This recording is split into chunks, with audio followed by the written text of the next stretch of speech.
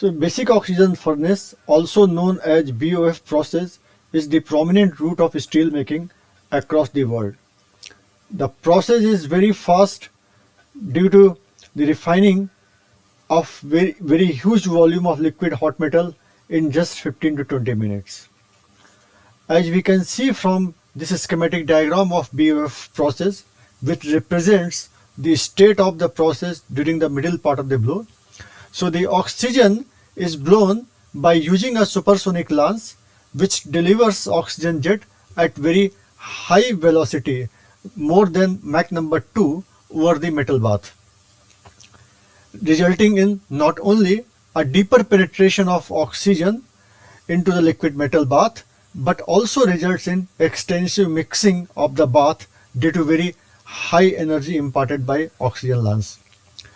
Now the further mixing in the bath is also supported by decarburization reactions which happen at a very fast rate, and during the process the fluxes like lime and calcined dolomite are also added to promote the slag formation.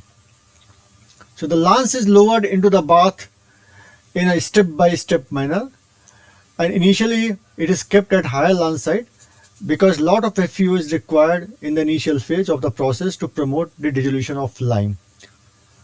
So in an overall sense, as we can see from here, that there is a liquid emulsion region number 2 over the metal bath, in which the liquid foamy slag, which contains the rising carbon monoxide bubble coming from jet impact zone, along with undissolved flux and lime, and circulating metal droplets which are continuously thrown into the slag due to the impact of striking oxygen jet over the metal at very high velocity. In fact, the oxygen jet is striking at certain angle, so droplets are also ejected at a certain angle, and after performing a circulation into the bath, into the slag pool, it returns to the bath. So it is providing the extended slag metal interfacial area for various chemical reactions, particularly decarburization and dephosphorylation.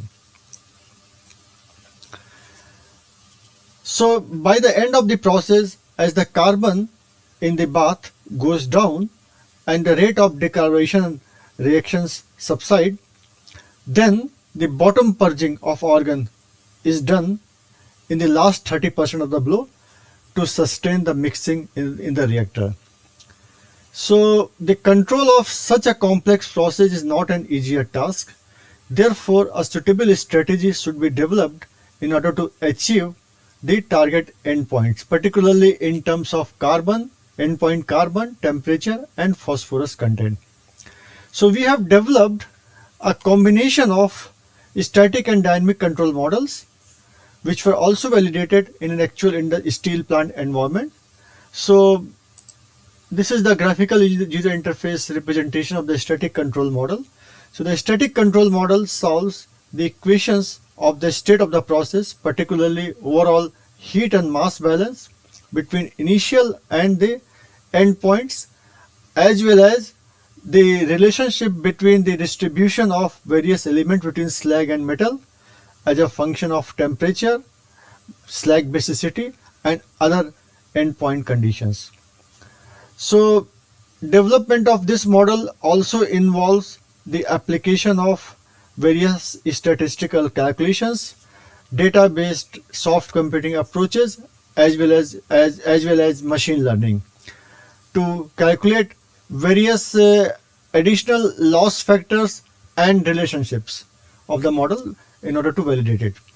So this model can be represented in the form of graphical user interface as it is shown here, where the operator can enter the input data and see their effect on the endpoint weights and composition of the slag and metal, and also evaluate the required weights of fluxes, coolants, and as well as oxygen to be blown.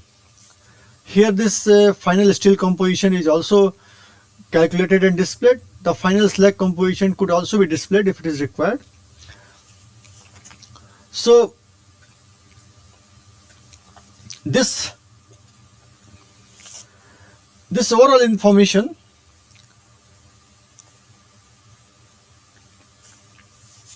Okay, so in order to further improve the endpoint results and predict the behavior of the slag formation during the blow, the dynamic control model is also developed based upon the analysis of the waste gas. So in dynamic control model, this model performs the dynamic oxygen. Just let me show the graphical user interface how this dynamic control model will look like.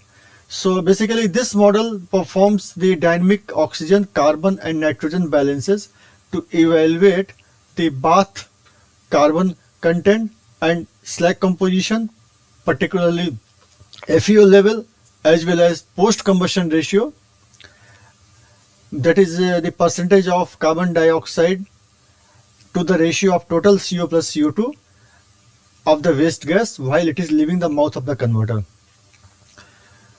So for line resolution and silicon removal, the appropriate additional models have also been included in this program.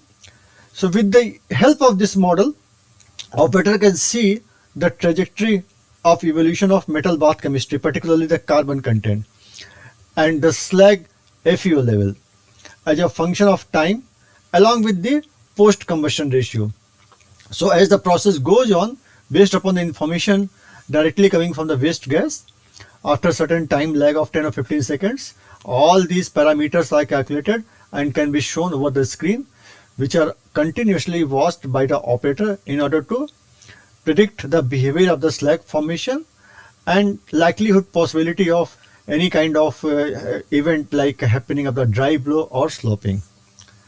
So this overall information, this containing static and dynamic control model, helps the operator to take the corrective action in case of sloping or dry blow phenomena, either by lowering the launch side or by raising the launch side, by looking at all these combined characteristics of the process in terms of information coming from waste gas information and as well as the estimated slag composition and metal trajectory and so on. So now just let me talk about the dry blow control. So first of all, I should tell what is happening during dry blow phenomena. So during dry blow period, the slag FeO level goes down to the extent that slag becomes solid in nature and dry and not able to participate in the chemical reaction and as well as not able to restrict the metal droplets which are directly hitting the mouth of the converter and the top section of the vessel, damaging the refractory lining and resulting in significant iron losses. So during dry blow period, there is a decrease. During dry blow period, the post combustion ratio decreases actually, like this way, and also there is this increase in the waste gas volumetric flow rate and temperature. If temperature is being measured, that could be an additional information. So by looking at all these combined characteristics, okay, like the drop in FeO, drop in post combustion ratio, and increase in the waste gas, particularly at volumetric flow rate and temperature, the operator can sense that this problem is likely to come and he can avoid it by raising the launch side at an appropriate time before this problem actually happens.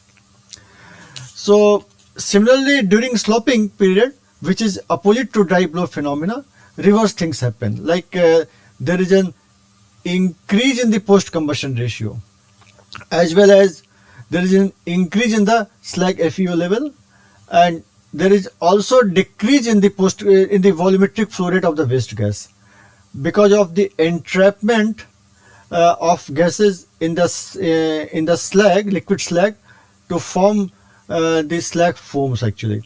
So whenever the operator senses all these characteristics, he can lower the launch side to avoid sloping. So these two control models, this earlier which I have shown regarding static control model and this dynamic control model, they can help the steel maker on the shop floor to control the process in an efficient and a smooth manner with better techno-economic results. So finally, I am looking for collaboration with steel industries in operation and R&D department in these particular areas. Kindly contact me if interested to apply these models in your steel plant. Thanks for your kind attention and have a good day.